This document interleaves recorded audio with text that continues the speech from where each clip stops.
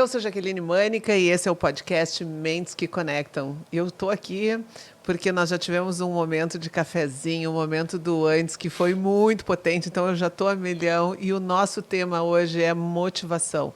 Quais os motivos que nos levam para a ação? E para essa conversa, eu estou aqui com o Fabiano Doca e o Márcio Englert Barbosa, meu colega de psico, meu colega de PUC como professor. E o que me motivou? Qual foi o motivo que me levou para a ação de eu estar aqui com esses meus convidados? É justamente pensar no humano. Eu estava olhando o Instagram do Márcio Barbosa e ele fez uma reflexão que ele dizia o seguinte: quais são os nossos superpoderes? A importância da gente reconhecer que a gente não tem todos os superpoderes, mas a gente tem aquilo que nos move, a gente tem aquilo que é a nossa força. E aí, pensando nisso e vendo, né, quem que vai conversar com o Márcio, eu trouxe alguém que trabalha com a força, mas que eu estou encantada aqui, né, de poder entender que muito mais do que a força do físico, tem uma força humana fantástica e que trabalha muito, muito, muito com a luta da igualdade. Eu vou fazer o início aqui, que é apresentando como de uma maneira mais formal, e aí depois eu passo a bola para vocês se apresentarem. O Fabiano Doca, 51 anos, nascido em Alegrete. Do Alegrete. Do Alegrete. Não me perguntem onde fica o Alegrete. Conhecido no mundo da luta, do Alegrete para o mundo, que fantástico isso, né? Conhecido no mundo da luta como Fabiano Boxer. É ex-lutador profissional que terminou sua carreira invicto e que tem paixão por seres humanos e seus desenvolvimentos em todos os âmbitos. Através da Arena Esportiva de Inclusão, presta aulas de futebol, vôlei, basquete e handball, gratuito para crianças com autismo e deficiência intelectual, para que possam evoluir e serem incluídas nas escolas, junto aos esportes. Recebeu recentemente o título de cidadão de Porto Alegre, é proprietário da Arena Esportiva de Inclusão e diretor da BP Network, empresa de conexões e network, palestrante sobre o tema liderança. E tem uma coisa muito especial que, assim, ele tem conexões com o meu irmão, que é um querido, que é o Roberto Mânica, e que eu agradeço porque o Roberto estava há muito tempo dizendo: já que tu tem que convidar o Fabiano, tem que convidar o Fabiano. E agora, fazendo aqui a apresentação do Márcio, doutor em psicologia pela PUC do Rio Grande do Sul, diretor da Sensum Psicologia, apresentador do podcast Pod ACT, é assim que se diz? Podect. Podect. Então, apresentador do podcast Podect e professor de diversos cursos de especialização em terapias comportamentais contextuais e terapias cognitivo-comportamentais. Possui 19 anos de experiência como psicólogo clínico e 15 anos de experiência como supervisor. E eu posso dizer que é realmente um baita profissional, né? Um baita colega, né? E eu estou aqui com o prazer da gente poder estar fazendo essa conversa. Eu passo para vocês, guris, assim, porque eu acho que é importante aqui uma apresentação formal e uma apresentação muito no âmbito da construção, da parte mais profissional, mas de vocês poderem contar um pouquinho mais de quem são vocês, né? Para depois a gente entrar no nosso tema. Então tá. Bom, Jaque, muito obrigado pelo convite, pela apresentação que tu fez. E, bom, eu sou psicólogo clínico, fundamentalmente, né? Sou professor também, supervisor, mas a maior parte do meu dia a dia hoje em dia é como psicólogo clínico. E como psicólogo clínico, ao longo dos últimos 10 anos, eu vim me direcionando, fazendo algumas mudanças na forma como eu trabalho, mudando um pouco o referencial das teorias que eu utilizo.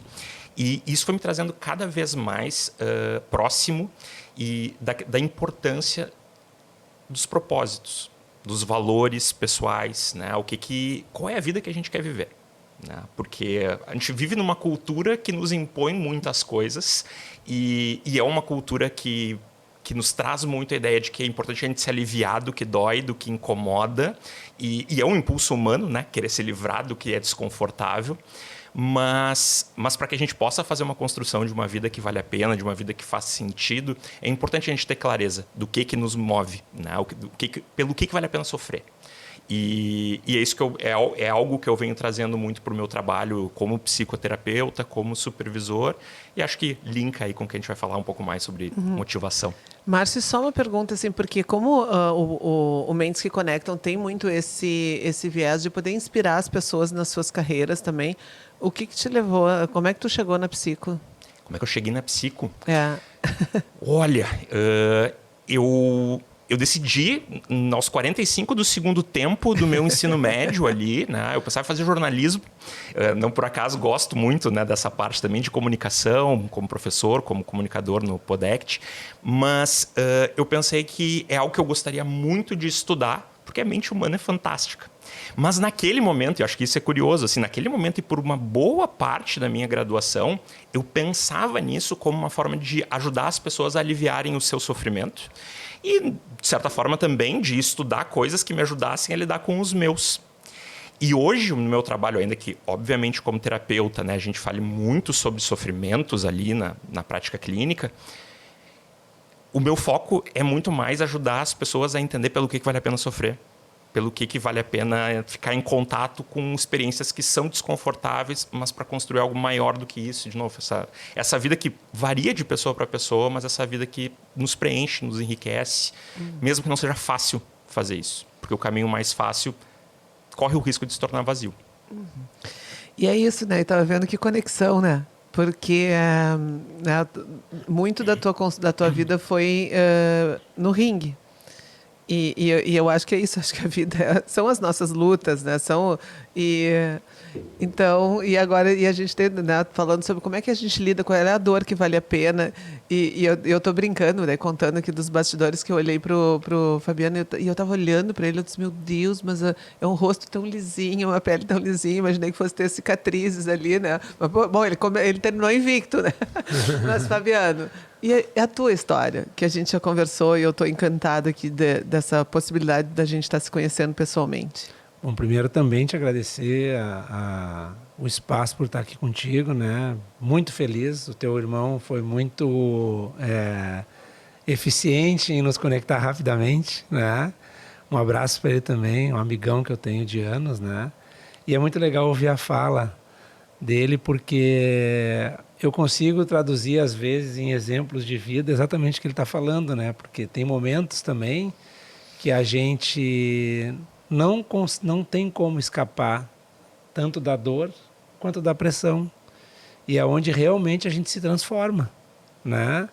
Porque se a gente fica às vezes numa zona de conforto, e talvez eu tenha terminado uma carreira invicto justamente no pensamento de que eu não era melhor que os outros, que eu deveria treinar mais, que eu deveria fazer mais, portanto, eu devo certamente ter sentido mais dor que quase todos os meus adversários, eu devo ter ficado mais tempo no ponto de pressão para poder, na hora que eu fui colocado em teste, lograr a vitória. Então, muito interessante ouvir de forma técnica aquilo que a gente faz de forma canina, que nem eu falo, né? Que é simplesmente estar lá e fazer acontecer, porque a gente, quando consegue traduzir, transformar em atitude aquilo que é conceitual, eu acho que é o melhor caminho para o sucesso, né? Porque, tipo, tu não adianta ficar só no conceito, porque o conceito às vezes te acomoda. Uhum. Tu fica vendo a vida dos outros de uma forma transformadora e bonita, mas tu não faz a tua parte.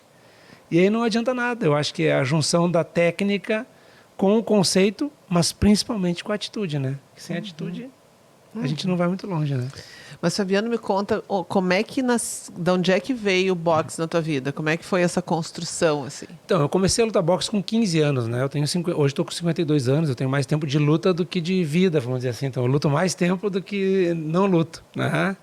E começou lá em Santa Maria, com um chamado. Eu considero tudo que geralmente acontece comigo como um chamado, porque eu também não tinha a noção da potência que eu tinha, né? Principalmente falando diretamente da potência do meu lado direito, da minha mão mais forte, vamos dizer assim, e que realmente quando pegava, ela estragava o dia de qualquer pessoa que estivesse na frente, né? Então fui me descobrindo também com as minhas potencialidades, com meus medos, o quanto que às vezes acuado eu trabalhava melhor do que solto.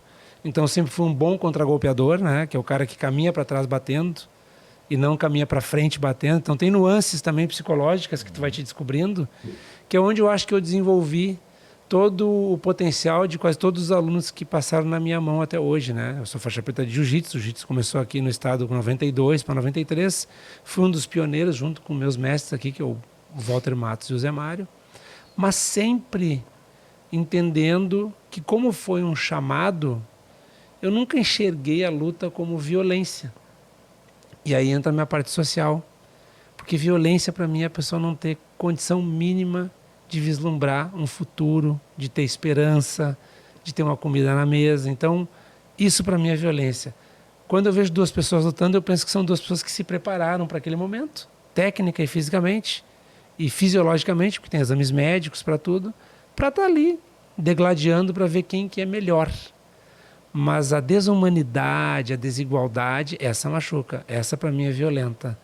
Então eu sempre desmistifico esses assuntos quando eu tenho a chance de estar com o microfone, porque eu acho que realmente o lutar para viver não é em cima do ringue. É na vida onde a gente não consegue mudar a realidade. Então eu sempre usei a luta para ter voz, né? Tanto que já viajei em inúmeros países, levei atletas para lutar, mas sempre tentando levar uma mensagem diferente daquela que as pessoas imaginam que é um lutador, né? Sim. Eu preciso declarar publicamente que, para mim, está sendo um rompimento de barreiras aqui, essa nossa conversa.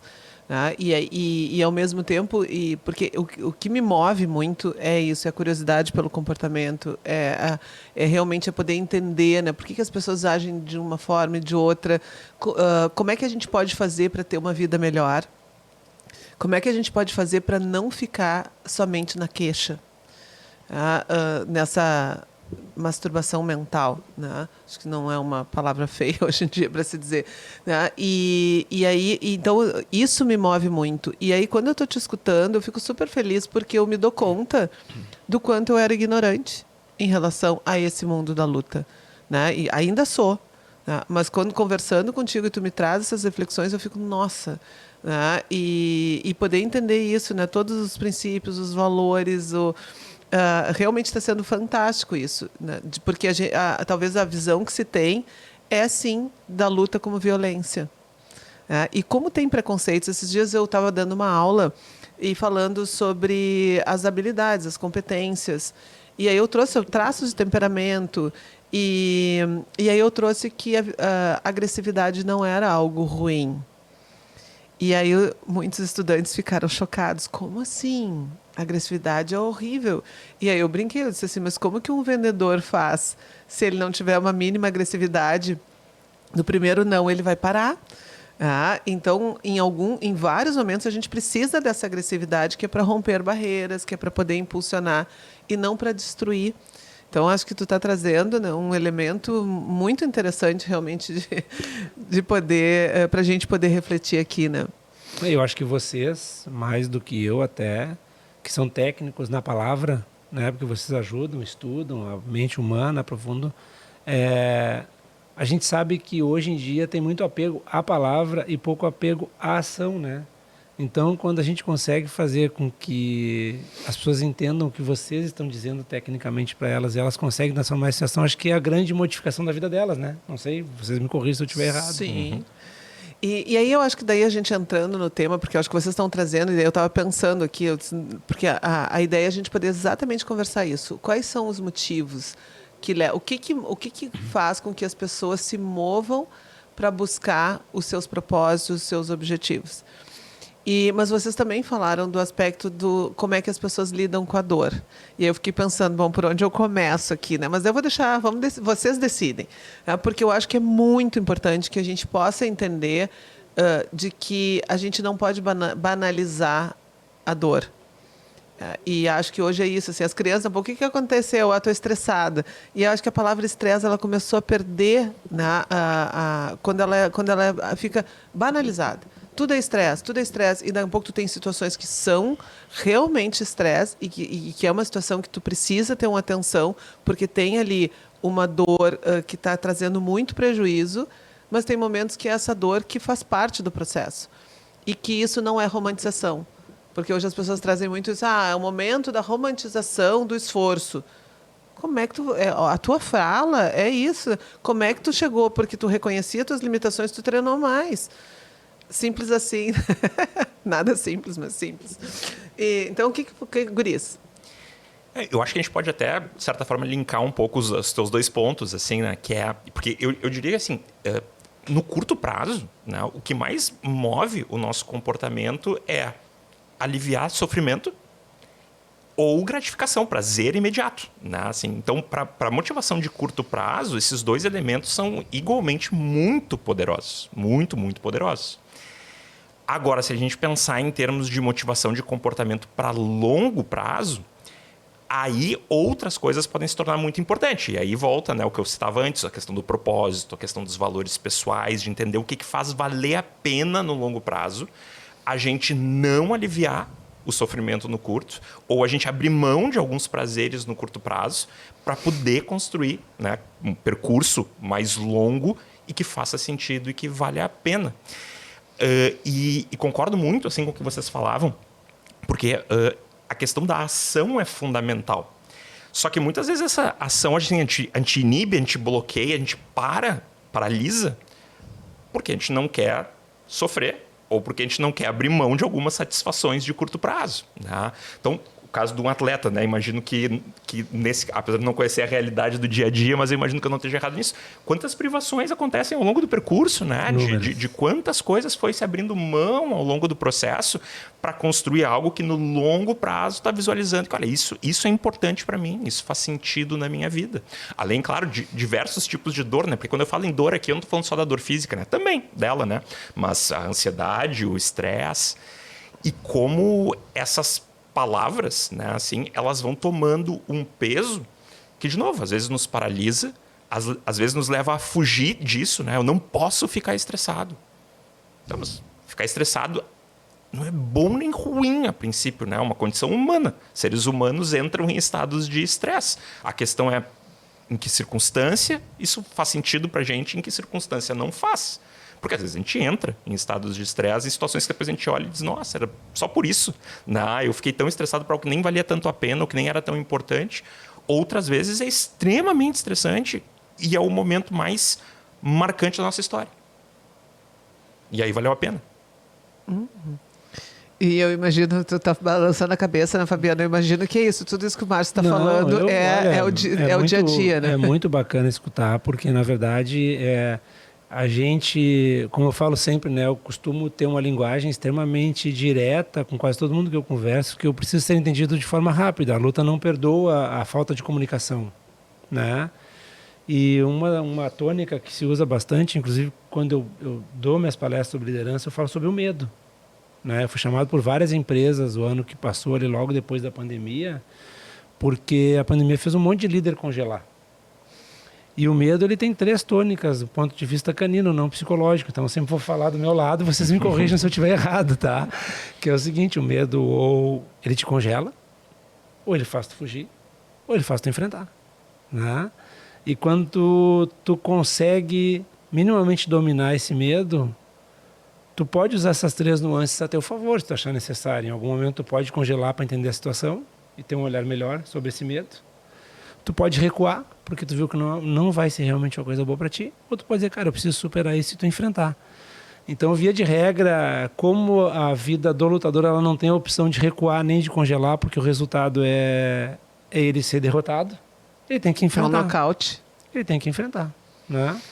Então, é o legítimo conseguir transformar o que se sente em ação. E o que protege a gente de tudo que a gente faz é a repetição, né? É a repetição que leva à excelência. O quanto que tu leu livros, o quanto que tu teve atendimentos de pessoas, o quanto que tu viu de situações, né? Vocês, como psicólogos, de pessoas que vocês conseguiram ajudar, outras que não conseguiram ajudar.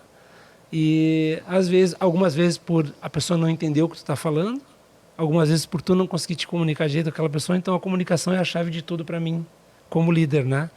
E então eu consigo entender as minhas limitações, entender meus medos, eu faço aquela autoanálise de forma muito rápida, né, para poder ir adiante, para não ficar ali naquele momento, porque eu sempre levei a vida como um ciclo.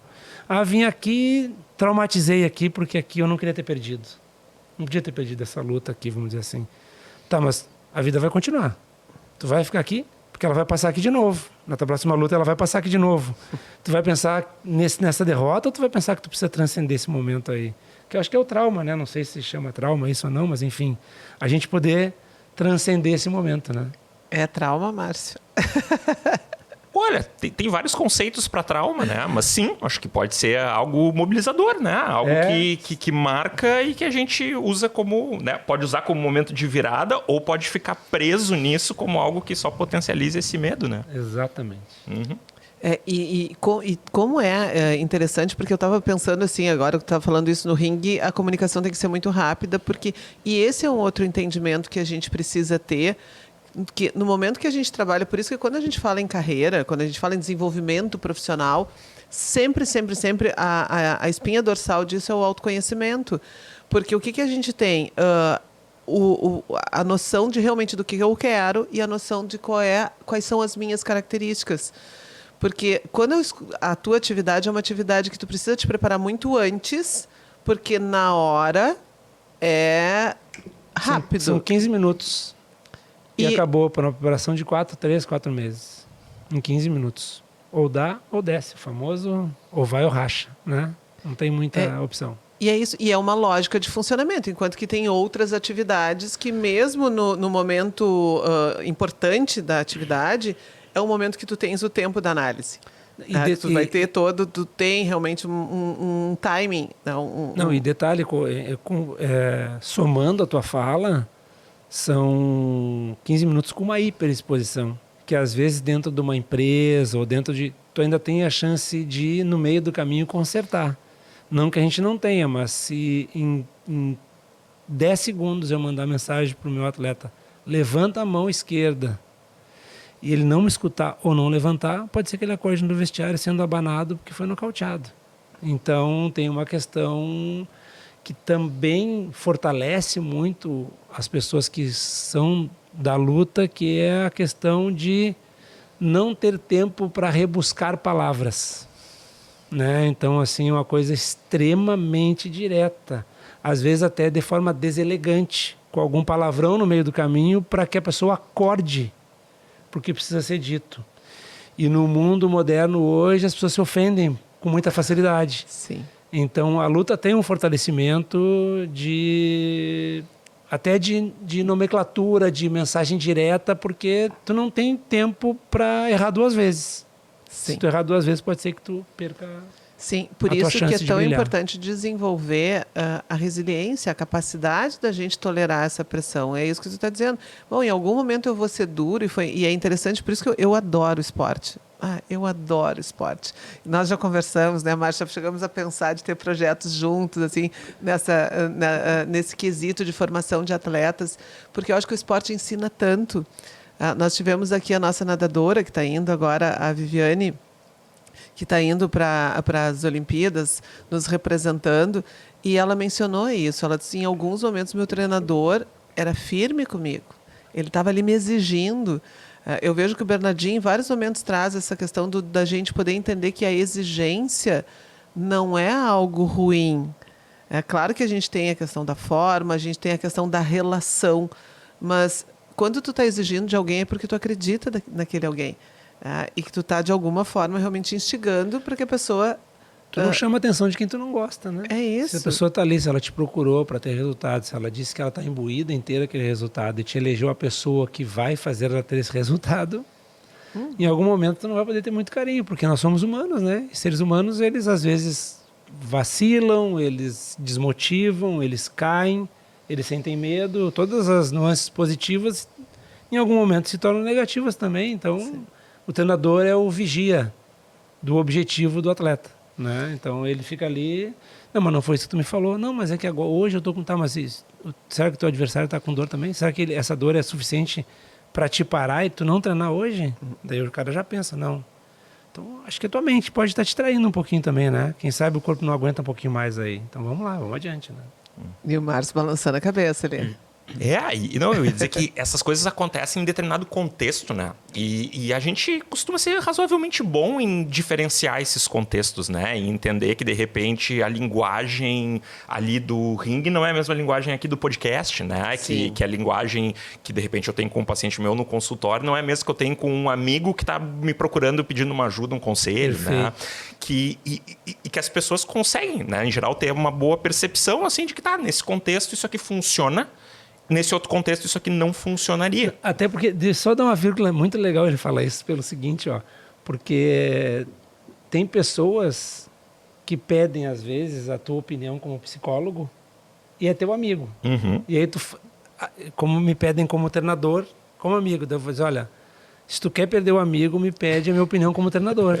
Porque pode ser que tu não vai gostar do que eu vou ouvir, do que tu vai ouvir, né? Sim. Porque as pessoas, é uma maneira de tratar um atleta que está pronto para receber aquela informação daquela forma que tu criou com ele, e tem a maneira de tratar o teu vizinho que te pediu um conselho porque está fazendo alguma coisa errada. Diz, olha, tu quer a opinião de quem? Né? Então, a gente tem esses personagens. Claro. Né? Porque não dá para querer fortalecer as pessoas de forma 100% quando elas estão só te dando 10%, né? Claro. Não, e essa relação, ela é o contexto, né? Eu falei no ringue, por exemplo, mas não é o ringue, né? É o contexto da relação que tu tem com aquele teu atleta ali, né?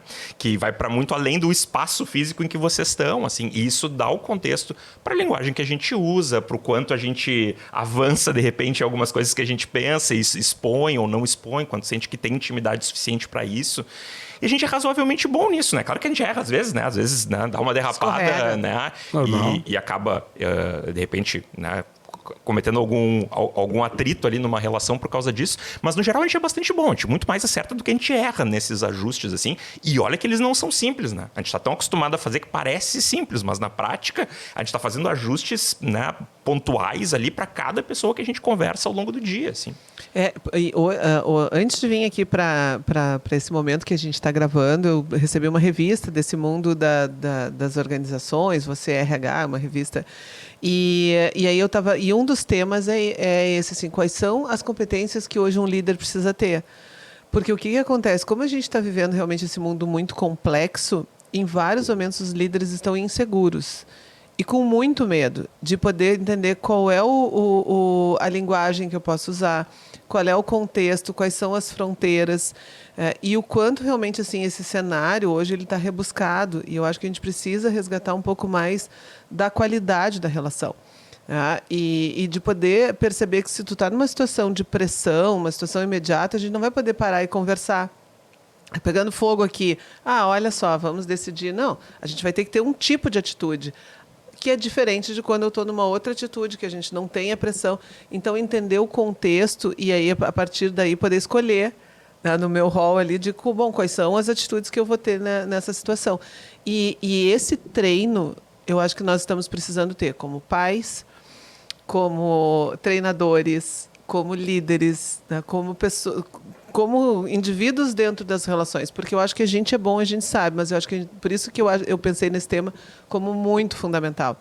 E teve um outro ponto, né, Márcia, assim, olhando nos teus materiais, porque a gente já se acompanha, e por sermos colegas eu bebo muito na fonte, por eu não ser uma psicóloga clínica, eu vou olhando meus colegas que são dessa área, e tu traz hoje muito a reflexão, inclusive orientando terapeutas. Sim. Para que as pessoas não fiquem fazendo aquilo que tem que fazer, mas que as pessoas possam ter a qualidade da presença e da relação. Uhum. E que eu acho que é isso que tu também está falando, né? Que é isso que eu digo, que a gente está vendo o mundo, a tua expressão, né? Que tu colocou o mundo canino, e o mundo teórico, que tu tem chamado muito atenção para esse ponto, né, Márcio? Sim. Eu costumo dizer para os meus supervisionandos, assim, que entre os encontros, né? Entre as sessões de psicoterapia, tu estuda, tu te prepara. Na hora da sessão, tu entrega o que tu tem. Porque, como não é tão rápido, né, quanto o processo de uma luta, por exemplo, eles têm espaço para ficar conversando muito com eles mesmos. Mas eu imagino que na luta deve acontecer um bocado disso também, né, apesar de ser muito rápido, assim, que eles ficam conversando com a cabeça deles, né? Então a pessoa tá aqui, né, trazendo uma situação e tal, e às vezes super intensa, e tá contando como quem tá comendo um picolé, né? Assim, tipo, fala de algo super intenso, mas sem nenhuma conotação emocional. E às vezes o terapeuta, ele tá tão focado no que a mente dele tá dizendo que ele nem se dá conta que tem algo importante aqui, né? De, opa, pera lá. Isso que tá falando é importante, volta um pouquinho. Vamos repetir isso, né? Vamos prestar atenção. Ou uma expressão facial que muda, né? Então, assim, tá presente, né? Tá atento, faz parte dos meus valores como terapeuta, né? Eu falava sobre isso. Para mim é importante como terapeuta estar ali conectado. Claro que não é só estar conectado emocionalmente. Tem toda uma construção de o que pode ajudar a pessoa que está aqui. Mas nessa construção, uma das coisas que eu aprendi é que o alicerce é estar presente e conectado. Qualidade de presença. E depois a gente agrega, né? Soma isso a outros elementos. Mas esse é o número 1. E às vezes a gente está tão preocupado com os outros, né? A gente está tão preocupado com o golpe super complexo daquela pessoa lá, do campeão mundial, que eu não estou usando as ferramentas mais básicas que eu já super domino e que poderiam ser bastante úteis, pelo menos nesse primeiro momento. Que interessante. E esse eu acho que também é um ponto. E quando eu pensei no tema motivação, eu estava olhando uma pesquisa e vendo um indicador de solidão. O quanto hoje as pessoas estão sentindo solidão. E aí a pesquisa vai trazendo uma série de elementos, e um dos elementos é que hoje as pessoas estão muito focadas com o para fora. Muito com motivações extrínsecas, né? Motivação, um pouco assim, eu espero a satisfação vindo do outro. Eu espero a satisfação, eu assisto a vida das pessoas e me comparo. Eu tenho colocado nas minhas apresentações, eu achei um videozinho que é uma pessoa que ele vai chegando perto da janela, assim, e ele dá a espiadinha. E aí a gente vê o quanto que esses programas de reality são, o quanto que o Instagram traz é espiadinha. Eu estou olhando. E não a motivação de dentro para fora, né? Então, isso, assim, de ouvir vocês, né, vocês percebem isso no dia a dia, de que nós estamos vivendo por um mundo que chama muito para fora, a dificuldade da gente se conectar com esse de dentro, né? Que exercícios a gente precisa fazer para a gente estar realmente com essa, né, de, ok, eu tenho a técnica, eu preparei, mas na hora eu preciso estar aqui te ouvindo. Eu preciso estar aqui presente, vivendo essa relação. Ouvindo o Márcio falar também, para mim é bem gratificante, porque ele consegue traduzir da maneira, com outras palavras, aquilo que às vezes eu já vivi muitas vezes, né? E principalmente na tua fala, na construção da tua fala agora, o que eu acho é que as pessoas estão com muitas verdades prontas. E aí, porque estão sendo vendidas verdades prontas, né? Então o cara chega lá e diz que quer ser campeão do UFC, mas ele não quer passar todo o processo. O cara chega lá e está buscando a cura com ele, mas ele não abre todo o jogo. Ele tem que ir lá buscar na profundidade daquele cara, fazer 10 sessões para daí, quando muda a expressão facial do cara, que ficou todo o tempo sem se expressar, ou sem mostrar o que precisava mostrar para ele poder achar o caminho para ajudar essa pessoa. E aí ele não está lá, né? É o cara que chama, não, eu quero ser campeão, eu tenho sonho. Tá, eu digo para todo mundo, tá, tu tem um sonho, mas tu quer, que são coisas diferentes. Sonhar e querer são coisas diferentes. Eu respeito mais o querer do que o sonhar. Porque o querer é a resiliência de acordar todo dia, de fazer a repetição, de blá, blá, blá. O sonhar é livre. Tu pode sonhar na cama, né? Uhum. Então tem uma mudança de atitude muito forte no querer e no sonhar, que é fazer, né? A repetição, que é o que ninguém quer. Hoje em dia a gente vive um mundo muito de celebridades de 15 segundos. E aí eu acho que é o que dificulta o estar lá. Sim. Que é o que você estava falando, né? As pessoas, eu queria estar muito no teu programa, mas eu venho aqui, eu venho vazio. Porque eu estou pensando na foto que eu vou tirar no final do programa e botar no meu Instagram, e não no conteúdo que eu vou entregar aqui dentro. Então, ou seja, eu não estou aqui, né? Sim, sim. Eu acho incrível isso, agora eu estava te ouvindo e lembrei, assim, né? Uma coisa que para mim é difícil processar. E olha que eu tento, né? Não me sentir muito velho, assim, né? Mas a gente vai envelhecendo, e esse é um hábito que eu não consigo ter, né? Que é ir para um show de música e passar o show inteiro filmando. O show, ele tá acontecendo. Possivelmente vai estar no YouTube depois. Tipo assim, Alguém vai filmar por ti, né? alguém vai filmar. Por que eu não assisto o show? Por que eu Porque eu não sinto vivo. Não vivo aquela, né? E não é que a gente não vá, né? A gente não tá alheio a esse mundo. Daqui a pouco a gente vai terminar o podcast, de repente vai tirar uma fotinho, de repente Sim. a gente vai postar e, né, a gente não precisa estar alheio a isso. Mas assim, quando toda a motivação ela fica, ou toda, né? Mas grande parte da nossa motivação ela fica vinculada ao que os outros estão pensando do que a gente está fazendo, naturalmente a gente tende a ir desvinculando dos nossos valores e se apegando a valores que são socialmente impostos, assim.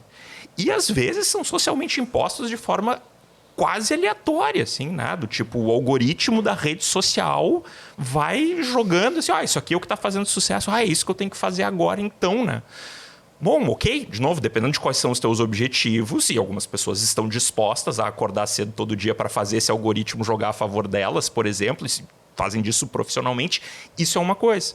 Mas eu que estou ali, de repente, na minha rede social como usuário, assim, né? Isso não é minha profissão, né? Não é disso que eu vivo, e de repente eu vou observar alguém que faz isso profissionalmente e olhar para isso como se fosse uma coisa que o cara, né, a mulher acorda, aperta o botão e faz, como se não tivesse nenhuma preparação, como se não tivesse um baita trabalho em volta, né?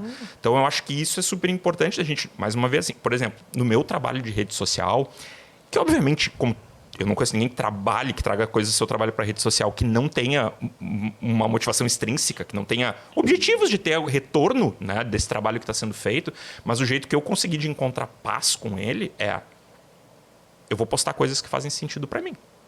Se não fizer sentido, eu não vou postar.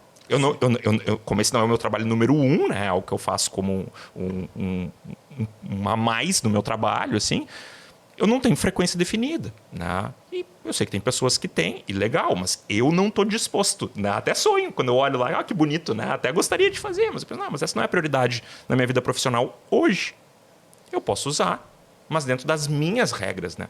Não das regras que surgem na minha cabeça quando eu fico simplesmente rolando ali o meu feed, né? Esse é um ponto. Às vezes, sabe quando eu dava minhas aulas ou minhas palestras, eu trazia isso, que um dos poucos momentos que as pessoas estavam com qualidade de presença era em futebol, né? Que daí é uma paixão, é algo que move, as pessoas se pintam e, né, se organizam para aquela atividade, e em shows. E hoje a gente percebe Não, que... é o terceiro lance no motociclismo também. Se tu não prestar atenção no que tu está fazendo, tu não chega onde tu queria chegar. Agora eu tenho que... Não, e agora eu dou o exemplo do surf. É uma bela terapia o motociclismo. Porque tu entra ali, tu tem que fazer tudo certo. Senão o tombo é grande, né? Então tu não volta. Né? E eu brinco com isso no surf. O surfista, se ele não tiver presente, a correnteza leva ele, sei lá, para onde. Então hoje eu tenho trazido este exemplo. Mas é a reflexão que tem que ficar, porque realmente é isso que eu digo. O mundo são muitos estímulos. As coisas acontecem numa velocidade diferente. Então, é muito rápido e o nosso cérebro não está preparado para isso. Mas a gente também precisa se proteger. Porque realmente isso é forte. Eu adoro o Jota Quest, né? Adoro. Tu não gosta, né, Márcia? Eu me lembro disso que uma vez eu fiquei chocada quando ele disse que não gostava. Né? Na sala dos professores. Mas eu adoro, fui no show. E aí, na Pelas eu tô também gravando. Daqui a pouco eu disse assim, meu Deus, eu tô fazendo algo que eu né, assim, critico. Guarda o celular e vai viver o show. E é isso, depois eu vou ver. Tirei a fotinho lá, tava com o meu irmão junto e tal, meu marido, né, minha cunhada. Mas depois vai viver o show, vai cantar, porque eu quero guardar algo. Mas daqui a pouco eu estou guardando e eu não estou vivendo aquilo. Então, acho que essa realmente é uma pressão. E, ao mesmo tempo, né, que eu acho que é essa inteligência que a gente precisa, que é entender assim, eu também não posso virar de costas para as regras do jogo. Meu pai me ensinou muito isso, porque eu sempre fui muito idealista, e ele dizia que ele não queira ser mais realista que o rei. Então, esse é o jogo. E hoje eu digo isso, eu não vendo alma para o diabo. Tem alguns temas que eu não vou falar. Tem algumas coisas que não fazem sentido, eu não acredito, eu não vou fazer. Mas eu tenho realmente hoje como um propósito de poder fazer com que esse programa possa instigar pessoas, possa levar informação para pessoas, para levar uma qualidade. Então, isso passou a ser meu propósito. E aí a gente tem que entender as regras do jogo. E achando esse tempo, né, de como é que a gente se posiciona diante desse contexto complexo e desafiador, né? Verdade. A força da manada faz isso com a gente às vezes, Sim. né? tu acaba fazendo coisas que tu é contra, né? Sim. Sem se dar conta. Tu vê como que é importante a gente, às vezes, estar conectado a pessoas que são âncoras pra gente também, porque a gente também flutua de vez em quando, em algum momento que a gente não, né? Eu já fui para dar aula para equipe profissional, tendo que nublar minha mente, porque eu sabia que metade não ia entregar aquilo que eu precisava. E se eu continuasse mantendo o meu grau de exigência, talvez ninguém fosse aguentar. Então, de vez em quando, a gente também tem que dar uma flutuadinha para não ficar de fora. Né? Sim. Né? É isso, são as regras, né? Tem os algoritmos, eu fui fazer um curso de TikTokers para entender a lógica, e aí a gente vê que tem muita ciência por trás, o alinhamento daquilo que a gente está falando. Eu acho que hoje as redes, e esse é um ponto que eu tenho trazido muito, eu estou feliz demais aqui, porque eu disse assim, olha que oportunidade que a gente tem de estar trazendo essa reflexão, de levar essa reflexão para algumas pessoas que vão poder estar pensando de como é que elas estão lidando com a vida delas. Como é que elas estão lidando entre esse desafio do prazer imediato, do poder lidar com as suas dores e poder, através disso, se motivar. Então, eu vejo nisso muito sentido. E vejo que isso acontece. É muito bacana quando a gente... Ontem eu estava numa palestra e eu falei de que os fortes também tremem. E no final uma menina veio me abraçar chorando. Ela disse que fantástico eu poder escutar isso. Porque eu estou no momento que eu estou vivendo muita dor. E eu estava me sentindo só fraca. Então, isso para mim é realmente assim, é maior adrenalina, é o motor que faz com que eu siga adiante. Mas, guris, assim, e dentro da experiência de vocês, né? Daí trazendo, assim, com a tua vivência, Márcio, com o teu conhecimento, né? O que a gente pode dizer para as pessoas, né, em termos de atitudes que elas podem ter, né? O que as pessoas podem fazer para a gente olhar para essa realidade, mas poder dizer assim, bom, como é que eu posso voltar para casa? Como é que eu posso buscar uma vida mais inteira, mais integral, mais saudável? Olha, eu acho que a primeira coisa é ter essa clareza de que te dedicar para coisas realmente importantes é doloroso, porque é uma condição intrínseca, né, de que quando tu te dedica para algo que realmente vale a pena, tu tem receio que dê errado. Né? Então é natural que tu vai ficar ansioso, né? Se não, né? Quando não andar na direção que tu esperava, que tu fique frustrado, que eventualmente se tiverem barreiras do caminho, que tu fique irritado, de que ter estados emocionais mais intensos é mais comum quando a gente está se direcionando para coisas que realmente valem a pena do que quando a gente está na zona de conforto. Na zona de conforto, todas as emoções, as boas, né? Nenhuma emoção é ruim por natureza, mas, né, aquelas mais agradáveis e as desagradáveis, elas ficam todas mais confortáveis, elas são pelo menos familiares, né? Aquilo que eu já sei como é que é. Quando eu tento sair dessa zona de conforto, tudo isso fica mais intenso. Né? Então, se eu não tiver um pouco de abertura, né, para deixar isso aparecer, eu acabo não conseguindo sair da zona de conforto e tentar fazer algo diferente e valioso na minha vida, assim. Agora, uma vez que eu tenha clareza do que vale a pena, realmente eu acho que levar para ação é fundamental. Porque a satisfação, ela está no momento presente. Né? Ela está no momento que eu faço a ação, que eu entro em contato. Claro que quando, de repente, já que tu estava planejando esse episódio, talvez tenha tido uma satisfação do planejamento, né? Mas ela é diferente dessa de estar aqui com a gente totalmente agora. Né?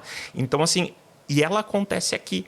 Projetar, revisar, são ferramentas super úteis, assim, mas úteis para a gente mudar como a gente age.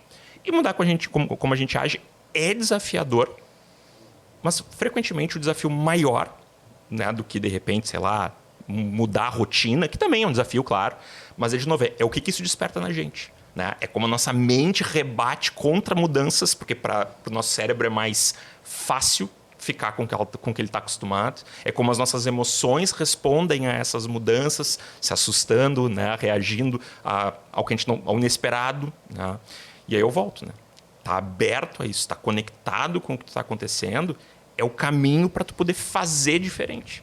E se não fizer diferente, aí é só narrativa, né? Aí é só discurso. Discurso bonito é legal, mas legal mesmo é fazer, né? As verdades prontas, que é a fala do Fabiano que eu anotei aqui, né? Eu me remeto sempre a valores, né? Eu acho que independente do que tu vai fazer, se teu objetivo é só encher esse copo, se teu objetivo é criar um DEMAI, eu acho que se tu sempre for fiel aos teus valores, tudo vai dar certo, né? Tu não pode perder teus valores no meio do caminho. Eu como me sinto e tento fazer com que todos ao meu redor pensem um pouco na nossa nascente, que é o homem das cavernas, né? Que vai cair em quase todos os propósitos que a gente falou hoje aqui. Estou com fome, vou comer, né? Vou comer o que eu preciso, não acima do que eu preciso. Vou proteger minha família. Vou proteger minha família. Vou sair para vencer, mas sabendo que eu tenho para onde retornar, porque hoje eu vejo que as pessoas dão muito mais valor às pessoas que estão fora da porta delas, de casa, do que está dentro de casa.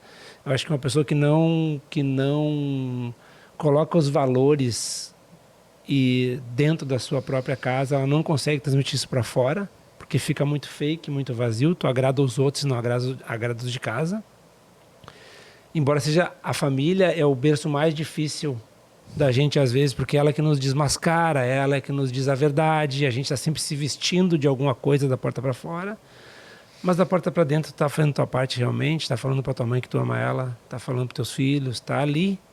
Não, mas já sabe, mas o óbvio sempre tem que ser falado, desde que o mundo é mundo, fala aqui. Não adianta falar para tua amiga que tu conheceu há 2 semanas que tu te apaixonou, diz, te amo, tá, mas e tu ama aqui dentro também? Então eu acho que quando tudo se encaixa com valores, eu acho que isso se transforma numa construção muito mais congruente do teu sucesso ou não na vida, porque eu já vi muita gente e tive a chance de conviver com muitos artistas, porque já trabalhei com vários deles, trabalho até hoje com personalidades, com Minotauro, Vanderlei Silva, Bruno Gagliasso e Giovana foram meus sócios em alguns eventos de luta que eu tive também, o Fiuk, eu conheço um monte de gente do mundo artístico. E não... A minha fala seguinte agora não é relacionada a eles, mas várias pessoas, porque são famosas, já saíram que estavam com um vazio ou que não estavam conseguindo... Porque talvez o objetivo que criaram foi alcançado. Aí como é que faz o cachorro correr atrás do pneu do carro quando o carro para? Ele não sabe o que fazer com o pneu, né? Então, eu acho que quando tu constrói com valores, qualquer coisa que tu fizer não vai te dar tanto vazio. Tu vai te sentir realizado em vez de vazio. Então, eu parto sempre do princípio dos valores. Estou aqui que chego a estar sem palavras aqui ouvindo vocês dois, né? Estou aqui assim ouvindo e eu fico balançando a cabeça. Jesus me via no vídeo, eu disse assim, eu tenho que parar de balançar a cabeça, mas isso não consigo, porque eu fico tão mergulhada, tão imersa no que vocês estão dizendo disso, né? Do voltar para casa, do poder realmente se encontrar dentro dos valores, de poder estar... o que eu acho que tem a ver com o que faz sentido, né, Marcos? Com esse ponto do propósito e que também está sendo tão desgastado. Que é uma palavra que ficou também banalizada. Fica daí, e aí as pessoas ficam brigando se a palavra vale ou se a palavra não vale. E aí a gente não entra no o que realmente, olha aqui, né? O que realmente isso quer dizer para ti, quer dizer de para que tu levanta. Esses dias eu estava perguntando numa situação e eu perguntei para algumas pessoas, para que e para quem que tu acorda todos os dias? E foi um momento duro que dá um pouco nasce uma das pessoas e eu já pedi a autorização, né, para poder estar falando sobre isso, né, porque quando a pessoa se vê, ela diz assim, está trazendo a minha história. E eu pedi porque foi um momento de uma conversa muito virada de chave. E a pessoa me disse assim, hoje eu estou acordando para pagar boleto. E aí, quando tu te dá conta disso, realmente daí vem o vazio. Porque paguei o boleto, e aí, né, atingi o carro. É que às vezes isso está sendo colocado como um valor e não como um propósito, e daí muda tudo, né? Muda porque, tudo. Na verdade, tem muita gente que gostaria de estar com comida na mesa. Uhum. Quando tu faz o comparativo, que é ruim comparar, mas enfim, depende do teu propósito, né? Então, às vezes, é aquela frustração de não ter conseguido construir uma vida de sucesso financeiro suficiente para não só pagar boletos, né?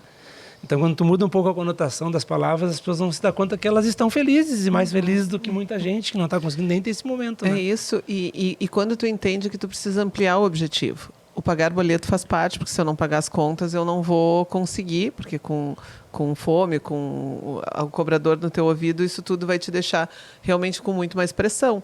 Mas se eu olho mais na frente, isso talvez seja o gatilho que vai fazer com que eu passe por esse momento.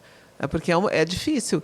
Eu tenho muitos sonhos. As pessoas me perguntam, por que, já que tu corre tanto, por que tu faz? Não sei. Eu disse, eu tenho muitos sonhos. E agora, recentemente, eu disse para o meu marido, porque daí tu tem as questões familiares, o mundo não para a gente atingir os objetivos da gente. E aí teve um momento que eu olhei para meu marido e disse assim, nossa, como a gente precisa realmente persistir. Como a gente precisa voltar e pensar, né? Bom, o que eu estou fazendo isso? Porque os movimentos para te parar e o quanto que tu vai encontrar o que eu chamo de anestesista de plantão, que são pessoas que também vão dizer para ti, não faz, não vai dar nada vai mudar, realmente é muito forte. E eu disse, não, como a gente tem que ter persistência. Então, vamos lá, olha de novo, foca naquilo que tem que fazer para a gente poder estar andando. Mas, guris, o pessoal, né, aqui já tinham me avisado que faltava 15, agora, né, já passou 10 desde o momento do primeiro aviso, que eu estava tão mergulhada, que às vezes eu faço de conta que eu não quero olhar para eles, né? 10 minutinhos, já são 10. E, né, o Fábio, eu sempre dou um agradecimento, e depois eu estava pensando, a gente vai fazer uma fotinho hoje com vocês, que a gente sempre faz a foto, só que nós vamos fazer também com esse, né, com o pessoal, com a Fran, com o Simon, com o Fábio, tem o Lucas também, que faz todo o produtor, da gente poder vocês estarem com a gente também. E hoje o Fábio está com a camisa do Grêmio, né? Então hoje ele vai, melhor ainda tá tirando a foto. Mas, guris, assim, nesse momento final, eu fiquei pensando de contar um pouquinho do teu projeto social, que é lindo. E, Márcio, de tu também contar um pouquinho, né? Eu fiquei pensando de esclarecer para as pessoas o que é a ACT. Que eu acho que também é importante clarear para as pessoas as oportunidades terapêuticas que existem, né? Então, um pouco a gente aproveitar esse momento final. Com certeza. Vai lá, Márcio. Vamos lá. A ACT, como geralmente é chamada, né, que tem essa sigla ACT, é a terapia de aceitação e compromisso.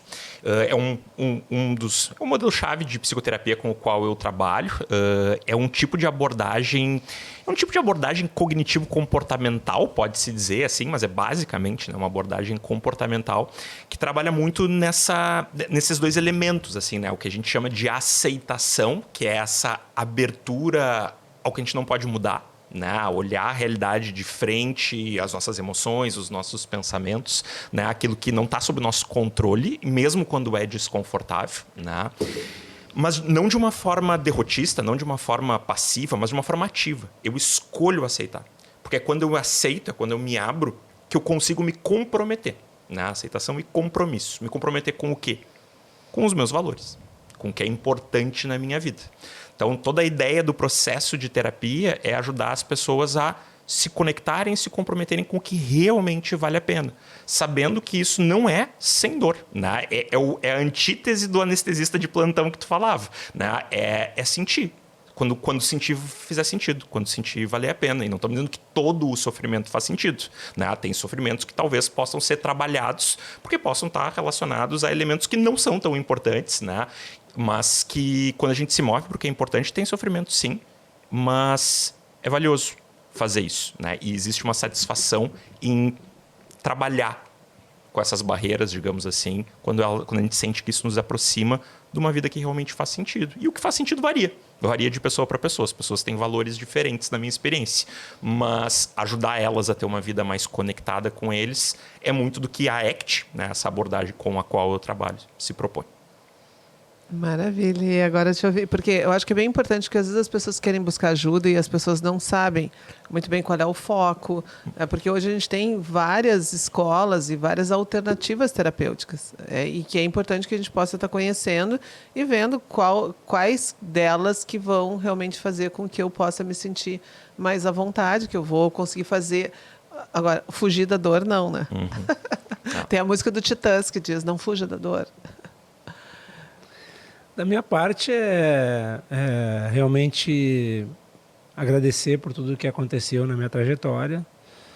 Agradecer por ter hoje uma arena esportiva de inclusão, que é o maior passo da minha história, a maior vitória que eu tenho na minha carreira.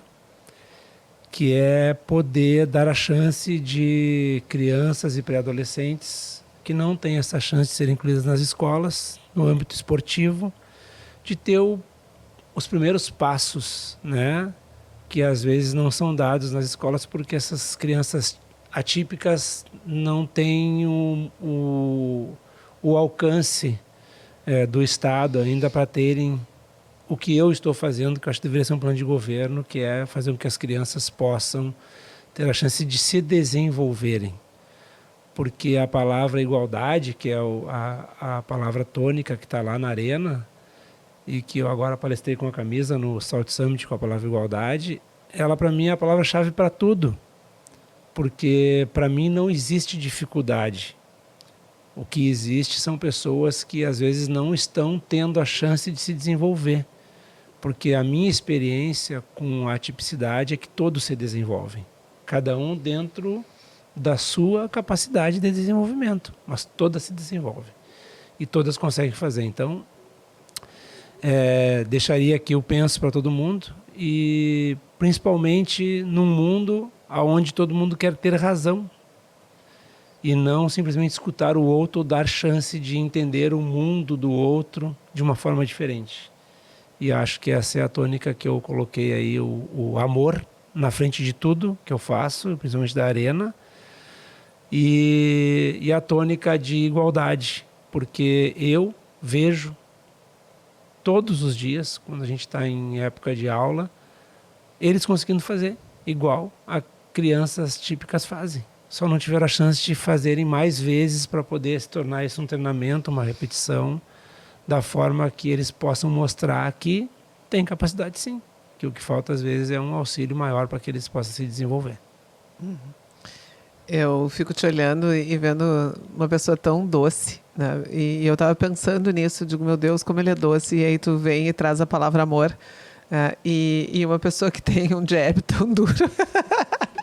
O direto é mais duro que o jab. Ela acertou na nomenclatura, é jab, a mão da frente. Mas era essa aqui troquei. Essa construía, essa destruía.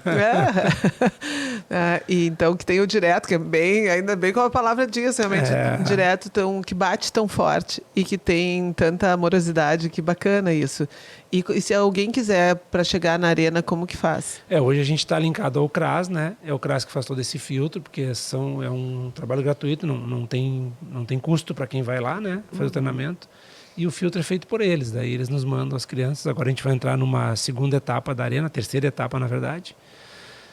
Nós vamos conseguir atender mais de 200 crianças, mas acredito que a partir de maio a gente reabre essa etapa de novo. E para as pessoas te acharem, daí no Instagram tem como esses acessos? Tem a Arena Esportiva de Inclusão no Instagram. E o meu pessoal é o Fabiano Boxer, né? Que é a minha raiz, a minha nascente da luta, né? Sim. Porque eu acho que é importante as pessoas poderem também saber como acessam vocês, né? O teu Insta, Márcio Barbosa, botando Márcio Barbosa, te acha? Acho que acha, é @Márcio E. Barbosa. Feito. E só assim, uma última, tem algum livro, algum filme, alguma dica para as pessoas que vocês acham que possa inspirar, além dessa conversa, né? Todas as ideias que vocês trouxeram? Tem um livro que eu adoro, indico para todo mundo, acho espetacular, assim, que eu acho super inspirador, que é Agassi, que é a biografia do André Agassi, ex-tenista, se aposentou acho que no início dos anos 2000, assim, mas acho esse um livro espetacular, assim. E se alguém quiser conhecer um pouquinho mais sobre acting em si, tem um livro que é para leigos, assim, né? Não é para quem, não é para terapeutas, né? Então, um livro que a pessoa pode usar com as suas próprias experiências, que se chama Saia da Sua Mente e Entre na Sua Vida. Nossa. Saia da sua mente e entre na sua vida. É muito bom. Maravilha. Te ocorre alguma coisa? Eu como sempre busco a pureza da vida, né? Que é o grande desafio para mim. Eu deixo aqui o Enterre Meu Coração na Curva de um Rio, que é sobre a vida, a história dos índios norte-americanos e como é que foi toda essa questão cultural que acabou fazendo com que tivéssemos lá um momento ruim para a humanidade, né? Então, acho que essa pureza me encanta demais. Que fantástico. Tô aqui com dificuldade de organizar minhas ideias, porque a emoção realmente está falando mais alto e muito de verdade, né? Nossa, assim, e a minha cabeça fica a mil, né? O coração toca e a cabeça fica pulsando. Mas a gente tem que encerrar. Muito obrigada. Obrigada pela generosidade, né? Márcio, né? A admiração que eu tenho por ti. E a gente nunca teve uma convivência diária, assim, mas tem uma admiração, um respeito muito grande. E desde o momento que a gente se conectou, acho que a congruência do que tu está falando e do que tu és, rapidamente tu faz a relação, não tem essa coisa do jogo de cena. Obrigada pela tua simplicidade. Tá? E então, gente, a gente tem que acabar. Esse foi o Mentes que Conectam, comigo, Jaqueline Mânica, e que trouxe esse tema, da gente poder pensar sobre motivação. Quais são os motivos que nos levam para a ação? Esse programa ele fica aqui, ele roda no 524 ou 24 da NET, e nas plataformas digitais tem também o RDC Play. E você também pode ver e acompanhar todos os outros episódios que já aconteceram. Até mais.